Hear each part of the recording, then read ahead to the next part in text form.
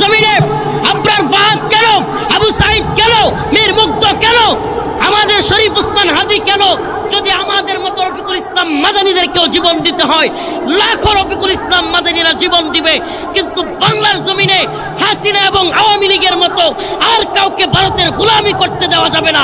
BNP হোক, জামাত হোক, যেই দল হোক, ভারতের গোলামি করলে পিটায়া তক্তা ছুটায় দেওয়া হবে। বাংলাদেশে ভারতের গোলামি চলতে দেওয়া হবে না, হবে না।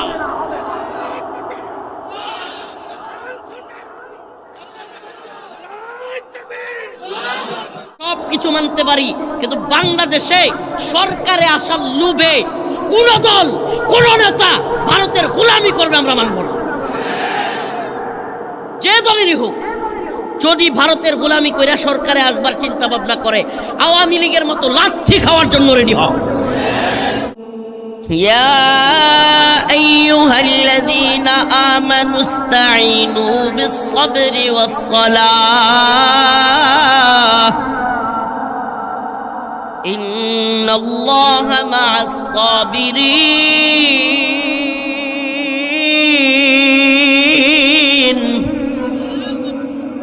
ওয়ালা তাকুলু লিমান ইউকতালু ফী সাবিলিল্লাহি আমওয়াত বাল আহইয়াউ ওয়ালাকিন লা তাশউরুন ওয়ালানাবলুওয়ান্নাকুম বিশাইইন মিনাল খাউফি والخوف والجوع ونقص من الأموال والأنفس والثمرات وبشر الصابرين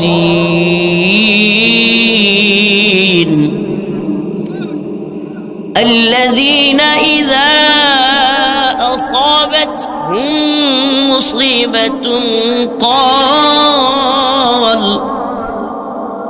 قالوا إنا لله وإنا إليه راجعون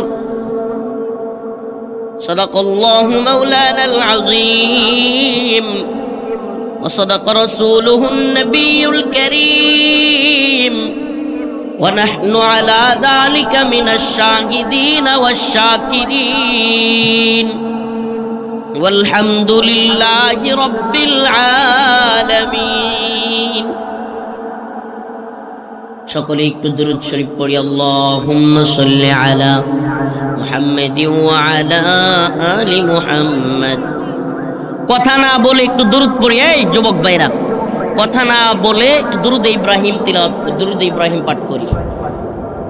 আল্লাহুম্মা সাল্লি আলা মুহাম্মাদিন ওয়া আলা আলি মুহাম্মাদ كما صليت على إبراهيم وعلى آل إبراهيم إنك حميد مجيد اللهم بارك على محمد وعلى آل محمد كما باركت على إبراهيم وعلى آل إبراهيم إنك حميد مجيد। হাদিসের মধ্যে আসছে, যে ব্যক্তি বেশি বেশি দরুদ শরীফ পাঠ করবে, বেশি বেশি দরুদ পাঠ করবে, আল্লাহর রাসূল সাল্লাল্লাহু আলাইহি ওয়াসাল্লামের সাথে স্বপ্ন যুগে তার দিদার নসিব হয়ে যাবে। আর যেই ব্যক্তি একবার স্বপ্ন যুগে রাসূলুল্লাহ সাল্লাল্লাহু আলাইহি ওয়াসাল্লামের দিদার পেল, আল্লাহর রাসূল তার জন্য জান্নাতের সুপারিশ করবেন, তার জন্য জান্নাতে ওয়াজিব। সুবহানাল্লাহ আসতে বলেন।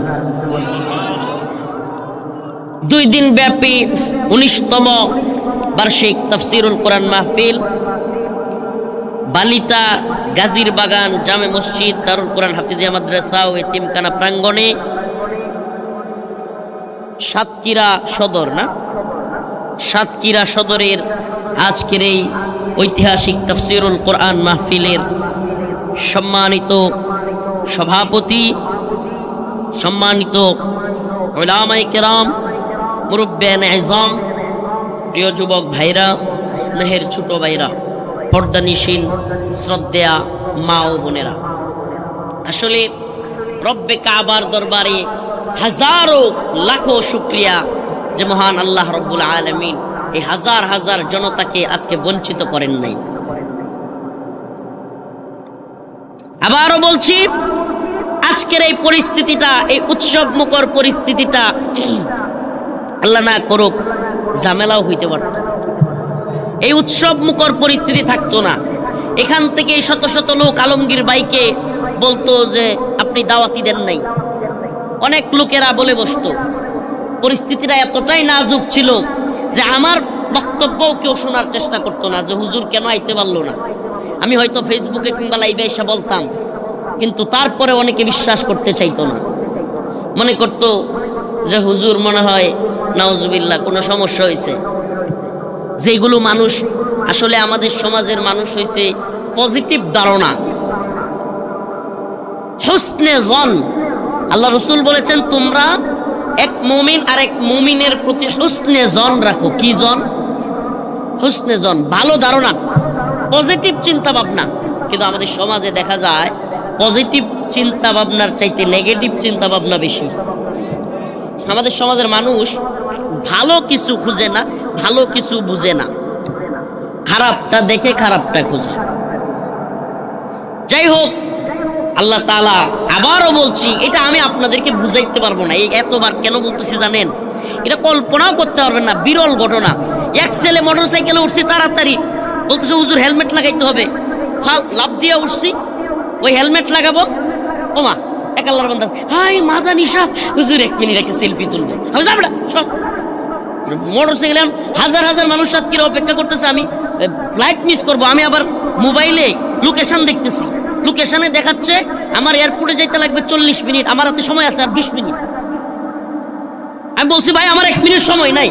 ওমা হ্যাঁ দিয়ে আরো থ্রেট দেয়, হুজুর একটা ছবি তুললেন না তো, চিনলাম। আরে আমি বলছি ভাই প্লিজ ভুল বুঝিস না ভাই, আমি ঝামেলায় আছি, তাড়াতাড়ি। এরকম পরিস্থিতির মধ্য দিয়ে আল্লাহ পাক আপনাদের মাঝে নিয়ে আসছে।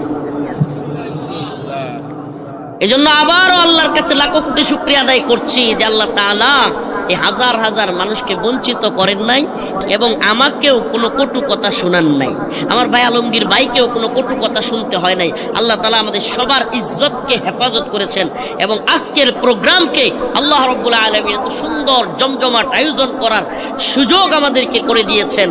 এজন্য আবারও অন্তঃস্থল থেকে একবার মাওলা পাকের দরবারে কালিমাতুশ শুকুর আদায় করে স্বতঃস্ফূর্ত আওয়াজ করে বলে আলহামদুলিল্লাহ।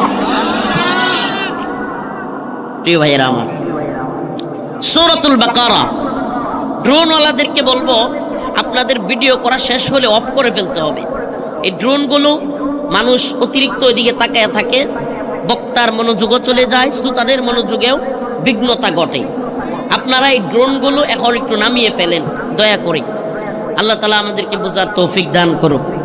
তো বলতেছিলাম, আমি আপনাদের সামনে সূরাতুল বাকারা আয়াত নাম্বার 153, 154, দুইটা আয়াত, তিনটা চারটা আয়াত তিলাওয়াত করেছি, 53 থেকে 54, 55, 56। সূরাতুল বাকারা আল্লাহ রাব্বুল আলামিন এই দুইটা আয়াতের মধ্যে এত গুরুত্বপূর্ণ বিষয়গুলো বলেছেন। একজন ইমানদারের জন্য, একজন মুমিনের জন্য, একটা মুমিনের জীবনের সবচাইতে বড় পাওয়া এই আয়াতের মধ্যে রয়েছে। আজকে আমরা সেই বিষয়ে ইনশাআল্লাহ আলোচনা করব। যেহেতু আমি যে বিষয়টা আলোচনা করব সেটা আবার বর্তমান বাংলাদেশ এবং এই উপমহাদেশের সাথে, বিশেষ করে মুসলিমদের সাথে এই বিষয়টা ওতপ্রোতভাবে জড়িত।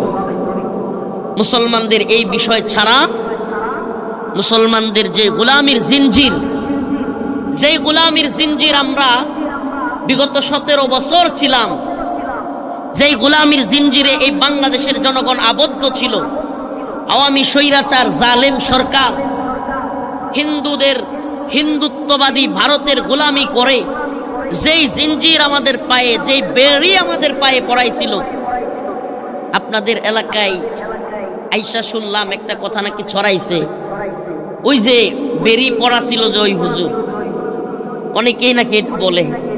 তা আমি বলি ভাই, আপনারা তো আমার পায়ে বাহ্যিক বেরি দেখছেন, আমাদেরকে মানসিকভাবে বিগত 17 বছরে ভারতের গোলামি করার মানসিক এক বেরি পড়াইছিল আওয়ামী লীগ, যেই বেরি কেউ দেখে নাই। আমাদের পায়ের বেরি তো সবাই দেখছে, প্রশাসন কিংবা সকল সেক্টরে, মিডিয়া, প্রশাসন, সেনাবাহিনী, পুলিশ বাহিনী, আমলা, সব কিছুতে ভারতীয় আধিপত্য, ভারতীয় নেরেটিভ তৈরি করা, ভারতীয় বয়ান তৈরি করা, কালচারাল যুদ্ধ, কালচারালি আমাদের উপর, ইসলামের উপরে, বাঙালি সংস্কৃতির নামে, এই মুক্তিযুদ্ধের চেতনার নামে, বাঙালি চেতনার নামে, ৭১-এর চেতনার নামে অনেক চেতনার ট্যাবলেট গিলায়া এই উম্মাকে, এই দেশবাসীকে ইসলাম থেকে দূরে নেওয়ার অনেক চেষ্টা হয়েছে। প্রিয় উপস্থিতি, সেই চেষ্টা কিন্তু এখনো চলমান, সেই চেষ্টা এখনো চলমান। আজও আমার ভাই শরীফ উসমান হাদি শহীদ হয় ভারতের হিন্দুত্ববাদীদের বিরুদ্ধে বক্তব্য দিতে গিয়ে, আওয়ামী লীগের বিরুদ্ধে বক্তব্য দিতে গিয়ে আমাদের ভাই শরীফ উসমান হাদি শহীদ হয়। খুনিরা পালিয়ে যায়, বিচার পর্যন্ত হয় না। এই যে আমার ভাই বলতেছিলেন, আমরা শাহবাগে মানুষকে শপথ করিয়েছি, হাজার হাজার জনতাকে শপথ করিয়েছি, আমার ভাইয়ের বিচার লাগবেই। কিন্তু বাঙালি ভুলা জাতি, আমরা খুব দ্রুতই ভুলে যাই। আজকে রফিকুল ইসলাম মাদানির জন্য হাজার হাজার মানুষ অপেক্ষমান, আল্লাহ না করুক আজকে রাত্রে যদি রফিকুল ইসলাম মাদানিকে ধরে ফেলা হয়, আল্লাহ না করুক, কিংবা শুট করে ফেলে দেওয়া হয়, আমাকেও আপনারা 3 থেকে 4 দিন মনে রাখবেন। এই বাঙালি এতটা বুলু জাতি, এই জাতির জন্য যারাই ত্যাগ স্বীকার করে, কোরবানি স্বীকার করে, আমরা তাদেরকে স্মরণ রাখি না, আমরা স্মরণ রাখি না। প্রিয় হাজিরিন, এই জন্য আজকে যে আয়াতে কারিমা তিলাওয়াত করলাম, সেই আয়াতের মধ্যে আলোচ্য বিষয় হলো শহীদের মর্যাদা। আলোচ্য বিষয় শহীদের মর্যাদা। একজন মানুষ বাহ্যিকভাবে দেখা যায়, হাইরি হাদি তো চলে গেল, হাইরি মীর মুগ্ধ তো চলে গেল, হাইরি আবু সাইদ তো চলে গেল, আবরার ফাহাদ তো চলে গেল, তার পরিবার কান্না করতেছে, আহারে তার বাচ্চাগুলো কান্না করতেছে, তার ভাই বোন কান্না করতেছে, তাইলে এই জীবন তো মনে হয় ব্যর্থ হয়ে গেল। না, আল্লাহ রাব্বুল আলামিন কোরআন কারীমের মধ্যে কি বলতেছেন আসুন শুনি। আমার কথা কি শুনবা না? নাইলে এই যে এগুলো ধরে ফেলেন, ধইরা নামাই দেন। ও নামাইছে। এই একটা কথা বলার সাথে সাথে শুনতে হবে। আপনাকে বলা হয়েছে নামানোর জন্য, এখনো নামাচ্ছেন না। প্রিয় ভাইরা আমার, বন্ধুগণ আমার, যে আয়াতে কারিমা পড়েছি সূরাতুল বাকারার 153 154, আল্লাহ পাক বলেন, ইয়া আইয়ুহাল্লাযীনা আমানুস্তাঈনু বিস-সাবরি ওয়াস-সালাম ইন্নাল্লাহা মা'আস-সাবিরিন। প্রথম আয়াতে আল্লাহ পাক বলছেন, হে ঈমানদাররা, তোমরা একমাত্র আল্লাহর কাছে চাইবা। কার কাছে? ইস্তাঈনু, তোমরা চাও একমাত্র আল্লাহর কাছে। বিস-সাবরি ওয়াস-সালাহ, নামাজ এবং সবরের মাধ্যমে চাও। যদি কোনো ব্যক্তি নামাজ এবং সবরের মাধ্যমে বিপদে পড়ছে, সবর করলো, মুসিবতে পড়ছে, সবর করলো, ভাই অসুস্থ, বাচ্চা অসুস্থ, মেয়ে মারা গেছে, কিংবা যে কোনো বালা মুসিবতে যদি একটা মানুষ সবর করে এবং একটা মানুষ যদি নামাজ পড়ে আল্লাহ পাকের কাছে চায়, আল্লাহ পাক সেই বান্দাকে ফিরাইয়া দেন না। আল্লাহ পাক কি করেন না? সেই বান্দাকে ফিরাইয়া দেন না। এই প্রথম আয়াতে আল্লাহ পাক এটা বললেন। দ্বিতীয় আয়াত আল্লাহ রাব্বুল আলামিন শহীদদের মর্যাদা বর্ণনা করছেন। কি মর্যাদা? আল্লাহ পাক শহীদদের ব্যাপারে বললেন, শহীদদেরকে মৃত বলাও যাবে না। সুবহান, কি বলা যাবে না? আমরা বাহ্যিকভাবে এই চর্মচক্ষু দিয়ে দেখি যে শহীদরা মনে হয় মরে গেছে গা, হারে তাদের জিন্দেগিটা বরবাদ হয়ে গেছে গা, বুলেট খায়া শেষ।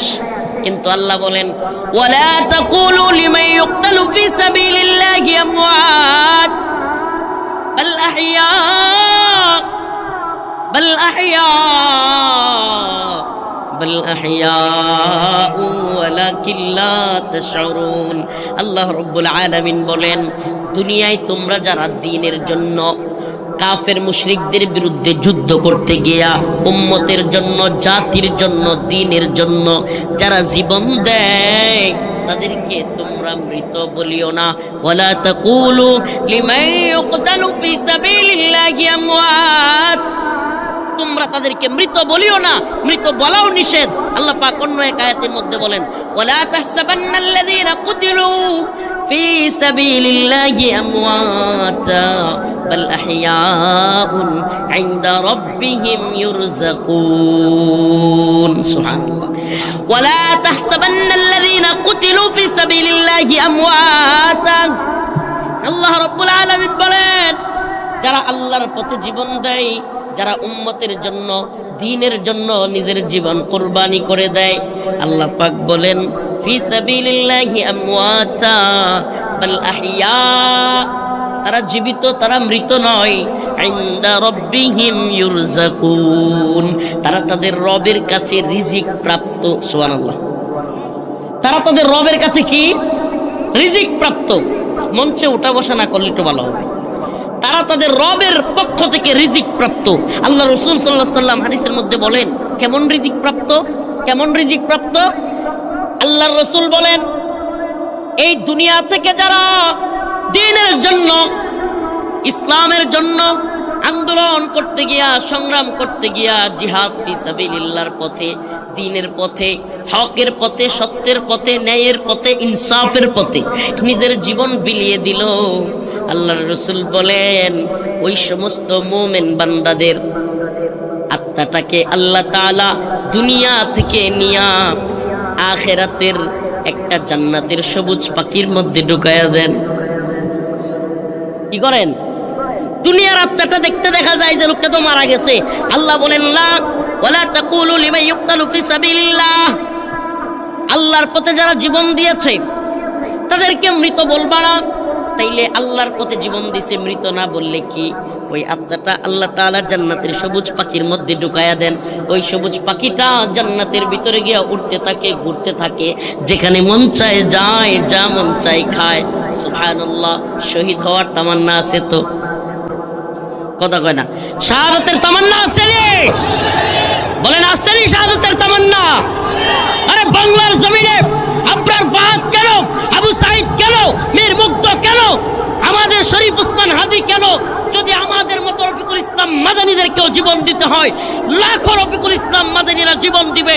কিন্তু বাংলার জমিনে হাসিনা এবং আওয়ামী লীগের মতো আর কাউকে ভারতের গোলামি করতে দেওয়া যাবে না। বিএনপি হোক, জামাত হোক, যেই দল হোক, ভারতের গোলামি করলে পিঠায়া তক্তা ছুটায় দেওয়া হবে। বাংলাদেশে ভারতের গোলামি চলতে দেওয়া হবে না, হবে না।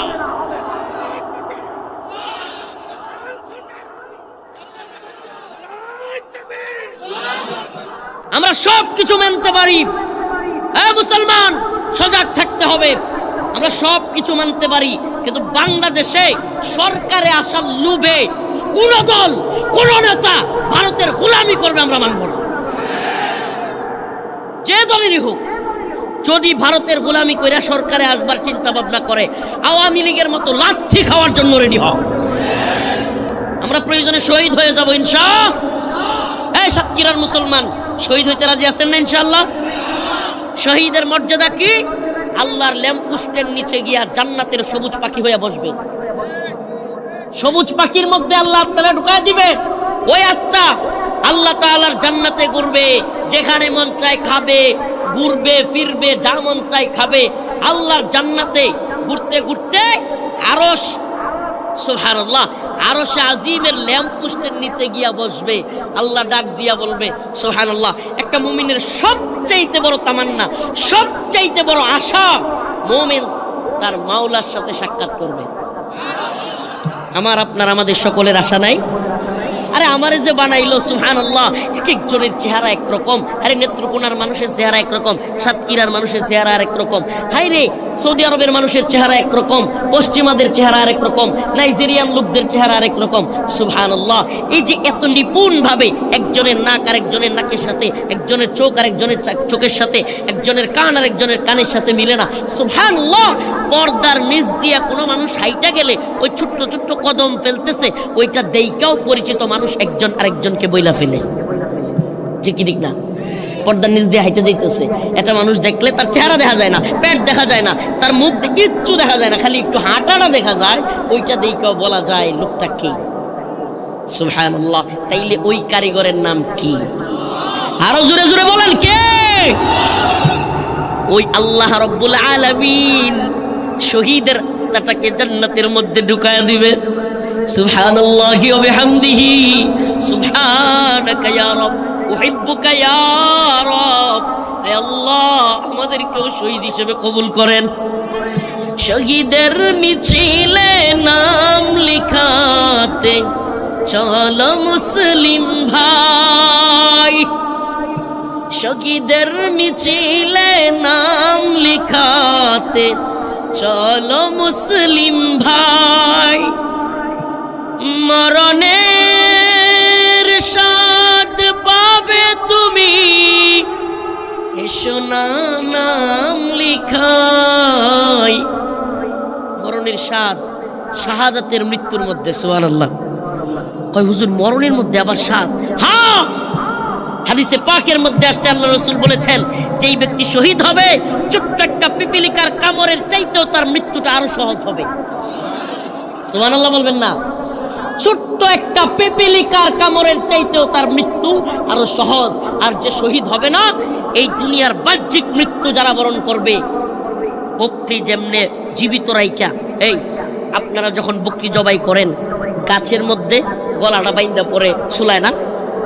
কি করে বকরি কেমনে চুলায়?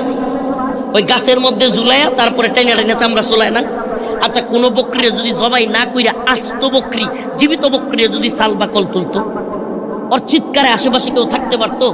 ওই বকরি জীবিত ছাল তুললে যেই কষ্ট, তার চাইতেও মানুষের মৃত্যু যন্ত্রণা আরো ভয়াবহ। আল্লাহ রাসূল সাল্লাল্লাহু আলাইহি সাল্লাম ওনার ওয়াফাতের সময় পর্যন্ত পানির মধ্যে হাত রাখতেছিলেন আর বলতেছিলেন সাকরাতুল মাউত হক। আল্লাহ রাসূল সাল্লাল্লাহু আলাইহি সাল্লাম বলতেছিলেন মৃত্যু যন্ত্রণা সত্য। চিন্তা করেন, আল্লাহ পাক শহীদদের মৃত্যুর ব্যাপারে বলেছেন যে ব্যক্তি শহীদ হবে তার আত্মাটা একটা পিপিলিকার কামড়ের চাইতেও নরম ভাবে দুনিয়া থেকে চলে যাবে। সুবহানাল্লাহি ওয়া বিহামদিহি। শহীদ হইতে রাজি আছি তো? শহীদের মিছিলে নাম লিখাতে চলো মুসলিম ভাই। শহীদের দাওয়াত দেই ঘুরে ঘুরে সারা দেশে, এটাই কাজ। শহীদের মিছিলে নাম লিখাতে চলো মুসলিম ভাই। মরণের স্বাদ পাবে তুমি, এসো না নাম লিখাই। শহীদের মিছিলে নাম লিখাতে চলো মুসলিম ভাই। এই তো সে কাফেলা বীরের জাতি, আজও থামেনি যার চলার গতি। আল্লাহু আকবার। চলার গতি থামছে? চলার গতি থামছে? ওই আবরার ফাহাদরে ওরা শহীদ করেছে, আবু সাইদকে শহীদ করেছে, মীর মুগ্ধকে শহীদ করেছে, উসমান হাদি। আমরা বিশ্বাস করি আল্লাহ তাআলা তাদেরকে শহীদ হিসেবে কবুল করবেন। এরপরেও কি পথ বন্ধ হয়ে গেছে? কেউ কি ভয় পায়া ভারতের বিরুদ্ধে বক্তব্য দেওয়া ছেড়ে দিয়েছে? আরে এই দুনিয়ার পকেট আর পেটের দান্দাবাজ নেতারা স্বার্থের জন্য ক্ষমতায় আসতে চাওয়া নেতারা ভারতের গোলামি করতে পারে। আল্লাহর জন্য জীবন ধ্যানে ওয়ালা, চিন্তা করনে ওয়ালা কেউ ভারতের গোলামি করবে না। আমরা মুসলমান আকাড়াদের গোলামি করবো? আমরা কথা কয় না? আমরা মুসলমানের বাচ্চা, আমরা কি আকাড়াদের গোলামি করব? যেগুলো এখনো কই হাগ লাগবে এটাই বুঝে না। হ্যাঁ, যেগুলো এখনো কই হাগা লাগবে, হাগা বুঝেননি, পায়খানা কই করা লাগবে এটাই এখনো বুঝে না। যেই না মন চায় জঙ্গলে জঙ্গলে, রেল লাইনে যেই না মন চাই না আগে, আর এইগুলোর গোলামি আমরা করব? সীমান্তের কাছাকাছি জেলার মানুষ আপনারা, আপনাদেরকে চৌকান্না হতে হবে। সচেতন হইতে হবে। এক একজনকে উম্মার মর্দে মুজাহিদ হইতে হবে, এমন মুজাহিদ যে প্রয়োজন হইলে আল্লাহ না করুক যদি হিন্দুত্ববাদীরা আমাদের দেশে সশস্ত্র আক্রমণ চালায়, প্রয়োজনে আমাদের সেনাবাহিনী আমাদের বিভিন্ন বাহিনীর সাথে আমরাও হাতে হাত মিলিয়ে অস্ত্র ধারণ করব। তবু হিন্দুত্ববাদীদের গোলামি আমরা করব। আমরা ইমানদার, আমরা হক কথা বলি, সত্য কথা বলি, আমরা বক্তব্য বলে যাব। আমাদের বক্তব্য একেবারে পরিষ্কার, আমাদের বক্তব্য থাকবে একবারে ক্লিয়ার। আল্লাহ পাক বলেছেন শহীদদের মর্যাদা অনেক, আমরা শাহাদাতের তামান্না লালন করি। তোমরা আমাদেরকে মেরে ফেলার ষড়যন্ত্র করো আর আমরা মরতেই চাই আল্লাহর পথে। তোমরা আমাদেরকে মেরে ফেলার ষড়যন্ত্র, আল্লাহ তো বলছেই ওয়ামাকারু ওয়ামাকারাল্লাহ আল্লাহু খায়রুল মাকিরিন। এরা চক্রান্ত করে, ষড়যন্ত্র করে, কিন্তু আল্লাহ বলেন ওয়াল্লাহু খায়রুল মাকিরিন, আমি আল্লাহ হইলাম উত্তম পরিকল্পনাকারী। সুবহানাল্লাহ। এবার আল্লাহ ডাক দিবে, বান্দা জান্নাতের সবুজ পাখি, আমার প্রিয় শহীদ, কি চাও বলো আমার কাছে। সুবহানাল্লাহ। আল্লাহ বলতেছে হায় হায়, দুনিয়ার কোন মন্ত্রী প্রধানমন্ত্রী যদি কারো ডাক দিয়া কয় বলো তো তুমি কি চাও, ওরে বাবা এই লোক 2 দিন ঘুমাইতে পারত। যদি প্রধানমন্ত্রী দেশের রাষ্ট্রীয় প্রধান কারো ডাক দিয়া কয় যে আপনি আমার কাছে কি চান, যা চান তাই দেব, এ দেখবেন যে খুশিতে কত কত হয়েছে বুকা। আল্লাহ পাক ডাক দিয়া বলতেছে বান্দা কি চাও। সুবহানাল্লাহ, সুবহানাল্লাহ বলবেন, বান্দা কি চাও। শহীদ বলবে মালিক দুনিয়ায় যা কিছু পাই নাই, যা কিছু আশাও করি নাই, তার চাইতে অনেক বেশি আপনি আমাকে দিয়েছেন। সুবহানাল্লাহ। আল্লাহ রাব্বুল আলামিন আবার বলবেন বান্দা কি চাও। শহীদ বান্দা আবার উত্তর দিবে আল্লাহ দুনিয়ায় যা চাই নাই, যা পাই নাই, এরকম অনেক কিছু আমাদেরকে দিয়েছেন, কিছুই চাই না। তৃতীয়বার যখন বলা হবে বান্দা কি চাও, একমাত্র শহীদ জান্নাতে যাওয়ার পরে কেউ দুনিয়াতে আসতে চাইবে না, একমাত্র শহীদ বান্দা বলবে আল্লাহ আমারে আবার দুনিয়ায় পাঠায় দেন, আবারও আপনার রাস্তায় জিহাদ করি, আপনার পথে শহীদ হই, আবারও দুনিয়া থেকে শহীদ হইয়া জান্নাতে আসি, আমার মাকাম আরো বাইরে যাবে। সুবহানাল্লাহ। চিন্তা করছেন শহীদ, আবার আল্লাহ বলবেন না এটা তো সুযোগ নাই, তোমার মর্যাদা যা দেওয়ার দিয়ে দিছি।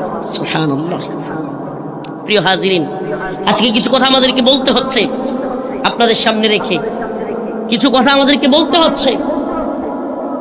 আমরা যারা দায়ী, আমরা কি দায়ী, দাওয়াত দিয়ে বেড়াই উম্মতের কাছে ঘুরে ঘুরে, বিভিন্ন জেলায়, বিভিন্ন দেশে, বিভিন্ন জায়গায় ঘুরে ঘুরে আমাদের কাজ এই উম্মতকে সজাগ করা, এই উম্মতের মধ্যে একটা জাগরণ তৈরি করা। কি সেই জাগরণ? উম্মা যেন এই গণতন্ত্র, সমাজতন্ত্র, এই সমস্ত কুফরি তন্ত্রমন্ত্র থেকে বের হয়ে এই উম্মা যেন এক শরিয়া, এক খিলাফা এবং কুরআন সুন্নাহ ভিত্তিক এক আদর্শ রাষ্ট্র গঠনের দিকে এগিয়ে আসে। আমাদের দাওয়া আপনাদের কাছে, আমরা বারবার আপনাদের কাছে দাওয়াত প্রচার করি, কিন্তু প্রিয় হাজিরিন আপনাদের কাছে আমাদের এই হক কথা বলতে গিয়া এই দুনিয়ায় অনেক সময় আমাদের উপর জুলুম নির্যাতন চলে আসে। আসে কি আসে না? বিগত 16 বছর আমাদের উপর একটা সরকার জুলুম করেছে, নির্যাতন করেছে।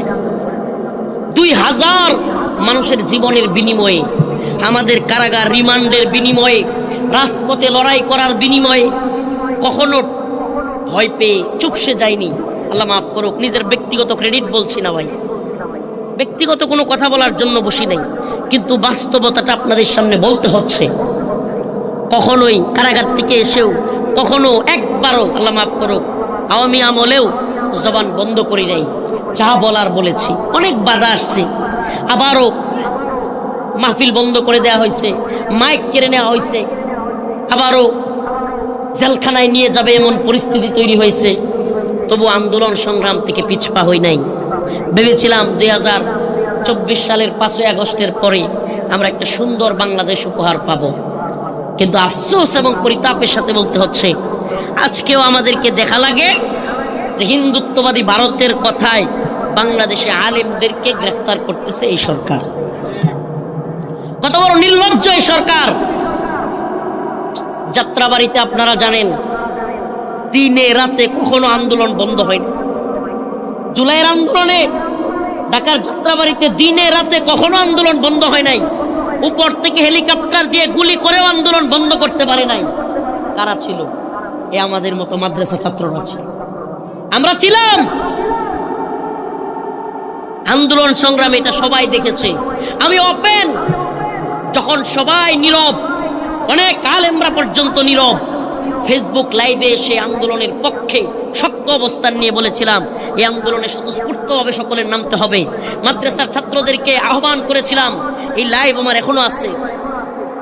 রাজপথে নামাজ পড়িয়েছিলাম, সেই দিনগুলো এখনো মনে পড়ে।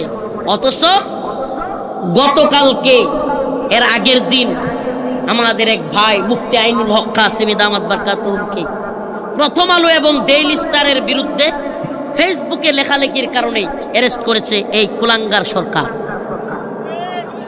অথর্ব সরকার, এনজিও সরকার, আমেরিকা এবং ভারতের গোলামি করা সরকার। এরা এখন আবার আলেমদেরকে গ্রেফতার করা শুরু করেছে। আজকে দেখলাম আরেকজন আলেম, পরিচিত মুখ, নির্যাতিত নিপীড়িত মানুষের পাশে যিনি দৌড়াইয়া যান। মানুষের ভুল থাকতেই পারে, আমারও আছে, আপনারও আছে, আমরা কেউ ভুলের ঊর্ধ্বে না। কিন্তু বিনা মামলায়, কোনো উস্কানি নাই, কোনো খারাপ কাজ নাই, কিছু নাই, হঠাৎ করে আতাউর রহমান বিক্রমপুরী সাহেবকে ডিবি পরিচয়ে সাদা পোশাকে তুলে নিয়ে আসছে, যেন ওই আওয়ামী আমলের আবারও পুনরাবৃত্তি। আমরা এই বাংলাদেশ দেখতে চাই না। কোন আলেম এই দিল্লি স্টার এবং প্রথম অন্ধকারের সমালোচনা করলে যদি গ্রেফতার করেন, তাইলে বলবো আমাদের সবাইকে আপনারা গ্রেফতার করেন। দেখি হাসিনার জেলখানার মতো আপনাদের কয়টা জেলখানা আছে। আপনারা যদি এইভাবে আলেম ওলামাদেরকে গ্রেফতার করতে থাকেন, তাইলে মনে রাখবেন আপনাদের উপরে যদি হাসিনার বুথ সওয়ার হয়, আমাদের উপর আবার জুলাই ফিরে আসবে। এগুলা করবেন না। মিডিয়ার মাধ্যমে বলি, সরকারকে বলি, সুনির্দিষ্ট কারো বিরুদ্ধে অভিযোগ থাকলে, যদি উনি কাউকে মার্ডার করত, উনি কাউকে খুন করত, আল্লাহ না করুক উনি কাউকে রেপ করত, ধর্ষণ করত, সুনির্দিষ্ট কোনো খারাপ কাজে জড়িত থাকতো, সেটার প্রমাণ দিয়ে তারপরে ওনার নামে মামলা দিত। কিন্তু এইভাবে যদি দেখেন, কেন বলছি জানেন? অনেকে মনে করবেন হুজুর আমরা তো এখন সরকারে আয় পড়ছি, আধা সরকার, আমরা যে সুখে আছি হুজুর, আমরা কাউরে পরোয়া করি না। ভাই, বিপদ কিন্তু প্রথমে 2021 সালে খালি আমার উপরে আসছিল। প্রথমে শুধু আমার উপরে আসছিল, আমারে ধরছিল। কিন্তু আস্তে আস্তে সকল আলোচকদের, সকল বক্তাদের, আলেমদেরকেও কিন্তু গ্রেফতার করা হয়েছিল। আসল কথা তো হলো, আমাদের প্রকৃত শত্রু তো আওয়ামী লীগ কিংবা শুধু হাসিনা না। বাংলাদেশের এই উপমহাদেশের মুসলমানদের সবচাইতে বড় শত্রু হলো ভারত। যে কারণে আওয়ামী লীগ চলে গেছে, কিন্তু বাংলাদেশে যে ভারতীয় আধিপত্যবাদ সেটা এখনো চলে যায় নাই। আওয়ামী লীগের মন্ত্রীরা উবাইদুল কাদের, হাসান মাহমুদ, ওই যে আরেকটা ছিল আব্দুল শৈতান, আব্দুল মুমিন নাম আর কি, পররাষ্ট্রমন্ত্রী, যেটা বলছিল না যে আমাদের সম্পর্ক হইল স্বামী স্ত্রীর সম্পর্ক। বুঝলে গেছেন আপনারা? বলছিল না ভারত বাংলাদেশের সম্পর্ক বুঝাইতে গিয়া ওই যে পররাষ্ট্রমন্ত্রী ছিল একটা আব্দুল শৈতান, আমরা আব্দুল মুমিন বলি না, আব্দুস, সে বলছিল না যে আমাদের সম্পর্ক কি স্বামী স্ত্রীর সম্পর্ক। নাউজুবিল্লাহ, নাউজুবিল্লাহ। তাইলে এরা স্বামীকে আর স্ত্রীকে এক হিন্দু বেটার সাথে কি, জানি না আমি মুসলিম কিনা, যদি মুসলিম হয় তাইলে আপনি স্বামী স্ত্রী সম্পর্ক কেমনে বলছিলেন? এই কথাগুলো বলতাম না, পুরনো কথাগুলো। কিন্তু আমার কেন জানি মনে হচ্ছে ওই ওবাইদুল কাদের, আব্দুল মুমিন, হাসান মাহমুদ, আব্দুর রাজ্জাক, ওই সমস্ত লোকগুলোর কণ্ঠ নতুন করে কারো কণ্ঠে উচ্চারিত হবে। আমরা অপেক্ষা করছি এবং আমরা বাস্তবতা দেখতে পাচ্ছি যে ওই আওয়ামী মন্ত্রীদের স্টাইলে কেউ কেউ কথা বলা শুরু করেছে অলরেডি। গতকালকে, আজকে মিডিয়ার মাধ্যমে দেখলাম এক নেত্রী টকশোর মধ্যে, নীলুপার চৌধুরী নাম, আমার ভাই উসমান হাদি 3-4 দিন হলো মারা গেছেন, শহীদ হয়েছেন। আমার ভাই উসমান হাদিকে সে গিনিপিগ বলতেছে। আপনারা দেখছেন কিনা জানি না। এই নীলুফার চৌধুরী এই ভারতীয় দালালরা, এই ভারতীয় গোলামরা, এই দুশ্চরিত্রারা আজকে আমার ভাই উসমান হাদিকে নিয়ে বাজেভাবে কথা বলতেছে। আবার হাসিনার ভাষায় বলতেছে উসমান হাদি ভাইয়ের জানাজা নাকি মেডিকোলাস ডিজাইন। বুঝতেছেন তো? খালি লুক চেঞ্জ হয়েছে কিন্তু কথার একই টোন, কথার টোন একই। আসলে বাস্তবতা হলো বাংলাদেশে, মনে কষ্ট নিয়েন না, তাফসীর কোরআন মাহফিলে কোনো রাজনৈতিক কথা বলছি না, কিন্তু বাস্তবতায় উম্মতকে না বুঝায় দিলে বুঝাবে কে? বাস্তবতা আমাদের আপনার সামনে তুলে ধরতে হবে। প্রিয় ভাইরা আমার, বন্ধুগণ আমার, এই যে দিল্লির নেরেটিভ দেখেন, ধানমন্ডি 32 ভাঙা হলো, গণভবন ঘেরাও করা হলো, সংসদ ভবনে সবাই চলে গেল, এত কিছু হইল, আওয়ামী লীগের কত নেতাদেরকে মারা হইল, কাউরে গ্রেফতার করতে দেখছেন? ওমা, প্রথম আলো আর ডেইলি স্টারে কে বা কারা হামলা করছে, এখন আলেম ওলামাদেরকে গ্রেফতার করা শুরু করছে। তাইলে কি বোঝা যায়? ওই যে আওয়ামী আমলে শেখ মুজিবের মূর্তি ভাঙলেও মামলা হইতো না, কাউরে ধরে নিত না, কিন্তু যেমনেই মোদির বিরুদ্ধে আন্দোলন, সাথে সাথে সকল আলেমদেরকে গ্রেফতার করা। আমাদের বুঝতে বাকি নাই, এই সরকারের মধ্যেও গাপ্তি মেরে ভারতীয় দালালরা লুকায় আছে। আমরা বলবো অনতি বিলম্বে আজকের এই সাতক্ষীরার এই ইসলামিক তাফসীরুল কোরআন মাহফিল থেকে, এই ইউটিউবের মাধ্যমে, ফেসবুকের মাধ্যমে, এই মিডিয়ার মাধ্যমে সরকারকে বলবো অনতি বিলম্বে আলেমদেরকে মুক্তি দেওয়া হোক। অনতি বিলম্বে সাংবাদিক ইলিয়াস হোসেনের বাংলা এডিশন চ্যানেলকে আবারও নিবন্ধন ফিরিয়ে দেওয়া হোক। আপনারাই তো মুক্ত গণমাধ্যমের কথা বলেন, আপনারাই তো স্বাধীন গণমাধ্যমের বাক স্বাধীনতার কথা বলেন। এখন বাংলা এডিশনের ইলিয়াস হোসেন ভাইয়ের চ্যানেলের নিবন্ধন বাতিল করলেন, তাইলে এটা আবার কেমন বাক স্বাধীনতা? আলেমরা ফেসবুকে প্রথম আলো আর ডেইলি স্টারের বিরুদ্ধে লেখালেখি করেছে, এই জন্য আপনারা তাদেরকে গ্রেফতার করবেন। আমরা কোনো পত্রিকা অফিস পুড়িয়ে ফেলো, জ্বালিয়ে দাও, কিংবা মানুষকে পুরায় মাইরা ফেলো, এগুলো আমরা কাউরে কোনোদিন বলি নাই। কিন্তু আমার একটা প্রশ্ন আছে, শুধুমাত্র প্রথম আলো আর দিল্লি স্টারের দিকেই কেন মানুষ এত ক্ষিপ্ত হইল? এর কারণ হলো এই বাংলাদেশের মানুষদের পক্ষে তারা নিউজ না করে, বাংলাদেশের মুসলমানদের পক্ষে নিউজ না করে, এরা সব সময় দিল্লি আর আমেরিকাকে খুশি করার রাজনীতি বাংলাদেশে করে। ইসলাম বিরোধী তৎপরতা, এদেশের আলেমদের বিরুদ্ধে তৎপরতা, কাউকে জঙ্গি বানায়, কাউকে রাজাকার বানায়। এই দিল্লি স্টার আর প্রথম আলো মিলে সাধারণ মুসলিম তাওহীদি জনতাকে কাউকে রাজাকারের ট্যাগ দেয়, কাউকে মৌলবাদের ট্যাগ দেয়, কাউকে জঙ্গির ট্যাগ দেয়। এরা জঙ্গির ন্যারেটিভ তৈরি করে, রাজাকারের ন্যারেটিভ তৈরি করে, আর ভারতের গোলাম সরকাররা ওই সমস্ত মানুষগুলোকে রাজাকারের ট্যাগ দিয়া ফাঁসি দেয়, জঙ্গি ট্যাগ দিয়া ফাঁসি দেয়। তাইলে বোঝা গেল সরকার দায়ী হওয়ার আগে এই প্রথম আলো আর ডেইলি স্টার প্রথমে দায়ী। কেন? আপনাদেরকে একটা তথ্য দেই। আপনি এলাকায় মনে করেন কাউরে আপনি ঝামেলায় ফেলবেন, বিপদে ফেলবেন, প্রথমেই তার নামে একটা ট্যাগ দিবেন, ট্যাগ। এটাকে বলে নেম কিলিং। কি কিলিং?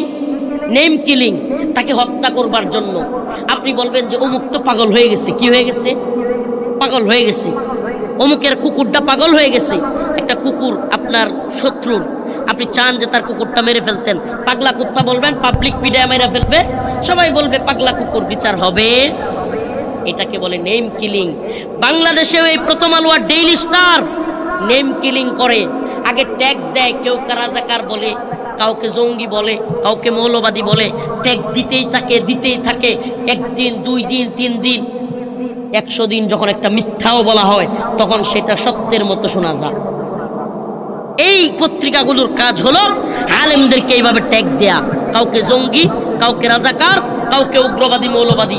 এজন্য আমি বলি, জামাত ইসলাম, হেফাজতে ইসলাম, চরমোনাই, খেলাফত মজলিস, খেলাফত আন্দোলন, সকল দলমতকে বলি, মুসলমান, প্রিয় মুসলিম উম্মাহ, দলমত ভেদাভেদ বাদ দিয়ে সবাই এক হন।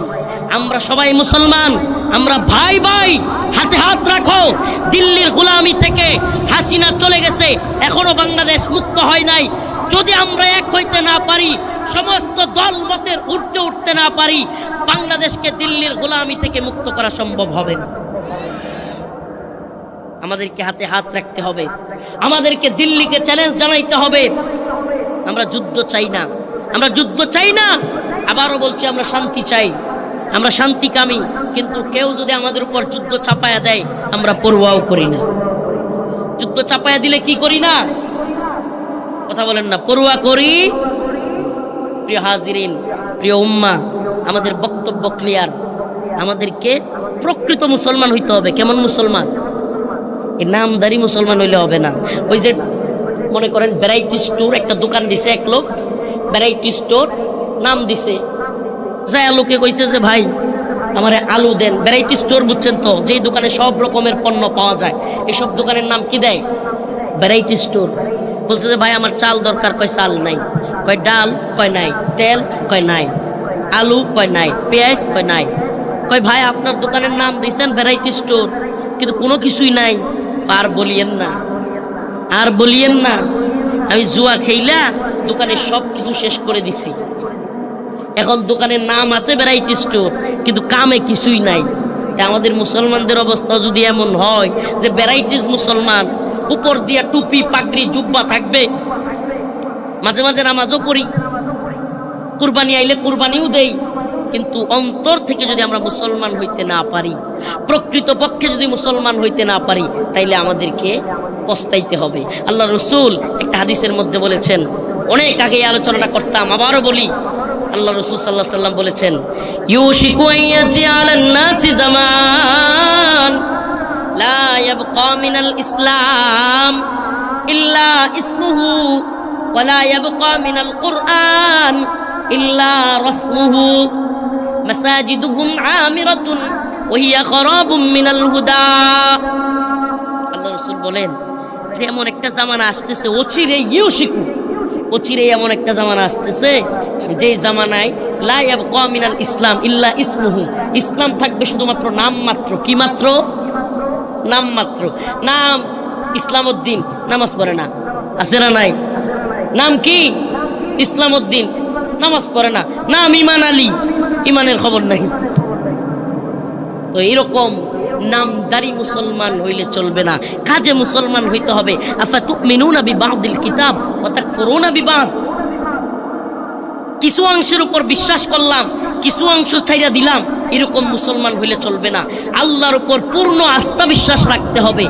আল্লাহর উপর এমন আস্থা বিশ্বাস রাখতে হবে যে নামাজ আল্লাহর জন্য, রোজা আল্লাহর জন্য, যাকাত আল্লাহর জন্য, কুরবানি আল্লাহর জন্য। ইন্না সালাতি ওয়া নুসুকি ওয়া মাহইয়ায়া ওয়া মামাতি লিল্লাহি রাব্বিল আলামিন, আমার সব কিছু একমাত্র কার জন্য। এই ঈমান অন্তরের ভিতরে রাখতে হবে। কিন্তু আল্লাহ রাসূল বলেছেন শেষ জামানায় এটা হবে না, শেষ জামানায় এটা হবে না। শেষ জামানায় এমন অবস্থা হবে যে মুসলমানদের মধ্যে, ইমানদারদের মধ্যেও এমন অবস্থা হবে যে অর্ধেক বিশ্বাসী হয়ে যাবে। নাউজুবিল্লাহ। আমি আপনাদেরকে একটা প্রশ্ন করি, আখিরি জামানা, এই উঠাউটি করতেছেন কেন? এতে কি আপনাদের কি সমস্যায়? আরো 10 মিনিট চলবে, বসেন, আরো কিছুক্ষণ কথা বলি, আমার আলোচনার শেষ দিকে টানি।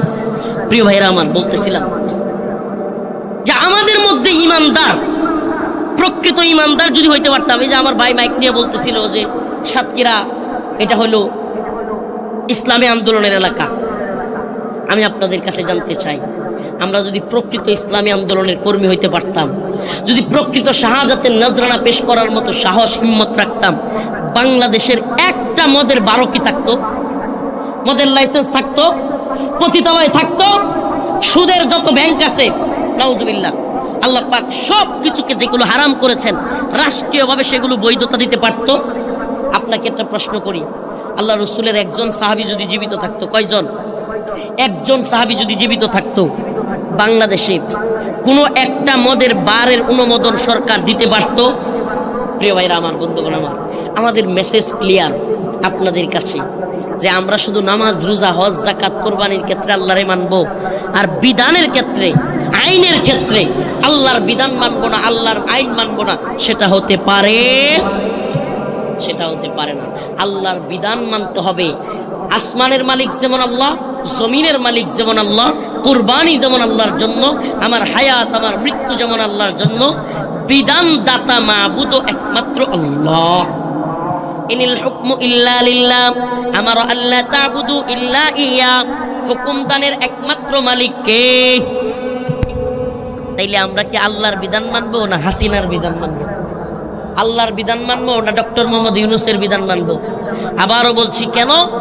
দেখেন, আল্লাহ পাক বিধান দিয়েছেন আহাল্লাল্লাহুল বাই'a ওয়া হাররামার রিবা, ক্রয় বিক্রয় তোমাদের জন্য হালাল, সুদ হারাম। আল্লাহ বিধান দিয়েছেন আয-যানিয়াতু ওয়াজ-যানি ফাজলিদু কুল্লা ওয়াহিদিম মিনহুমা মিআতা জালদা। ব্যভিচারী পুরুষ এবং মহিলা যদি অবিবাহিত হয় তাদেরকে 100 বেত্রাঘাত করা হবে। আল্লাহ বলতেছেন ইন্নামাল খামরু ওয়াল মাইসির ওয়াল আনসাবু রিজসুম মিন আমালিশ শাইতান, মদ জুয়া এগুলো শয়তানের কাজ, মুসলমানদের জন্য হারাম। আমি বলতে চাই ভাই, মদের লাইসেন্স, পতিতালয়ের লাইসেন্স, সুদের লাইসেন্স বাংলাদেশে আছে না নাই? বলেন আছে না নাই? তাইলে এই যে আল্লাহর বিধানগুলোকে একে একে পরিবর্তন করা হলো, আগামীকালকে যদি সাতক্ষীরার ডিসি সাহেব কিংবা এসপি সাহেব বিধান দেয় যে আগামীকালকে থেকে ফজরের নামাজ 6টায় না হইয়া 10টায় হবে সকালে, মানবেন কেউ? এই কথা বলে না মানবেন? কেন মানবেন না বলেন? কেন মানেন না? ফজরের নামাজ তো 6টায় পড়ে মানুষ। ডিসি সাহেব চিন্তা করলো যে 10টায় দিয়ে দেই। সরকারের থেকে আদেশ আসলো যে মানুষ এত বুড়ে শীতের মধ্যে কষ্ট হয়, 10টায় পড়াই। কেউ পড়বেন? রাজি হবেন? কেন হবেন না? টাইমটা তো চেঞ্জ করছে, পুরা নামাজকে তো বাতিল করে নাই। প্রিয় হাজিরিন, আবারও বলছি, রোজার মাস, আমরা কোন মাসে রোজা রাখি? আরবি রমাদান। এবার যদি সরকারে কয় যে ঠিক আছে রমাদানটা একটু গরমের মধ্যে পড়া যায়, মানুষের একটু কষ্ট হয়, তাইলে এটাকে 1 মাস আগে আইনা রজব মাসে, শাবান মাসে, রমজান মাস না কইরা একটু 1 মাস আগে নিয়ে আসি। কেউ মানবেন? কেন মানবেন না? টাইমটা পরিবর্তন করছে, রোজাকে তো বাতিল করে নাই। টাইমটা পরিবর্তন করছে, নামাজকে তো বাতিল করে নাই। মানব না একটাই কারণ, সেটা হলো আল্লাহ তাআলা যখন পড়তে বলেছেন তখন পড়াই হলো ইবাদত। কথা বলেন, আল্লাহ যখন পড়তে বলছে তখন পড়া কি?